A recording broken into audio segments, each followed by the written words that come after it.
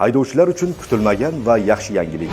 Vazirlar Mahkamasining tegishli qarori bilan yo'l chiziqlarini bosganlik holatini texnika vositalari orqali aniqlash amaliyoti bekor qilindi.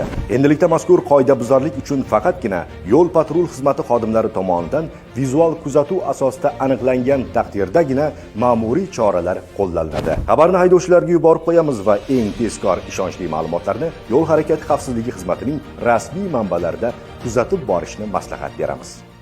Bizda istalgan mashinani to'xtatib, shtrafingiz bor ekan deb mashinani olib kirib qo'yapti, gaylar, bilasizmi? Haligi jarimani to'lamagan bo'lsangiz, yo'l harakati qoidalarini buzgan haqida jarimani to'lamagan bo'lsangiz, shuni olib kelib sizni jarima maydonchasiga tortib qo'yapti mashinangiz.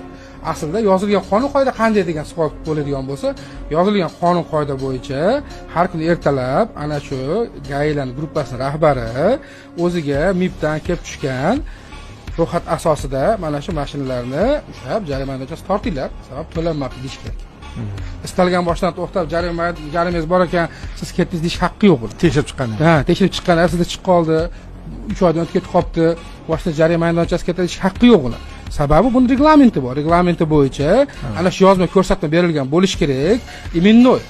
Iminnoy Jahongirning mashinasi jarimaga tortilishi kerak deb iminnoy keladi. Ana shu iminnoydan keyin meni ushlab, qidirib yurib, topib, kameralar qilib. Assalomu alaykum aziz kuzatuvchilar, hurmatli haydovchilar.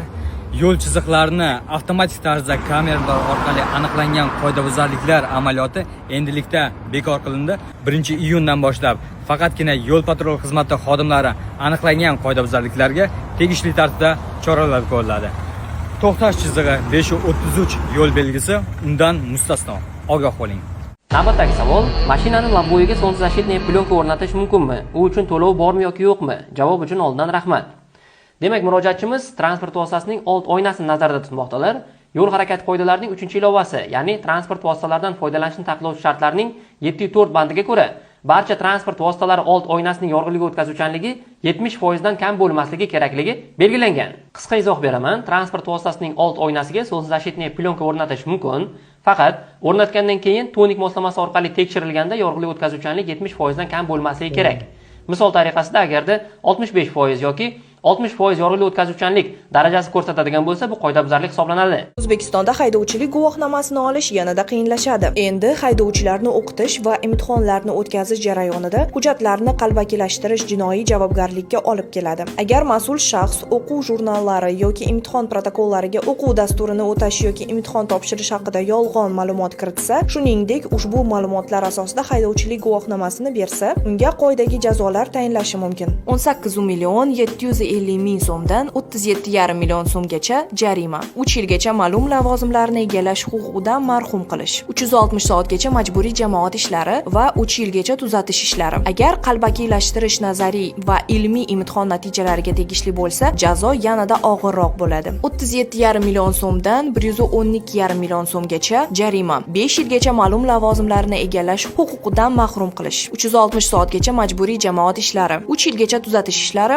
1 yildan 2 yilgacha ozodlikdan cheklash va 3 yilgacha ozodlikdan mahrum qilish.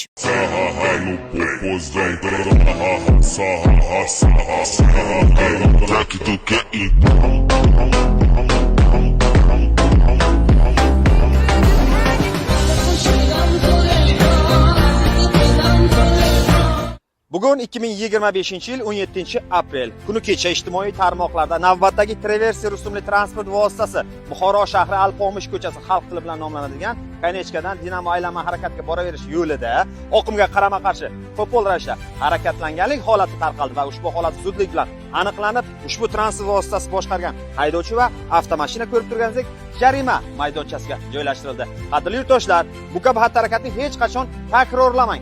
Har qanday holat bo'yicha qonun ustuvor, jazo muqarrarligi albatta ta'minlanadi. Degan ishimdan pushaymonman. Baribir qonun ustuvor, o'naklarlik jarimaga tortildik. Hech kimga maslahat bermayman bunaqa ishlarni qilishga.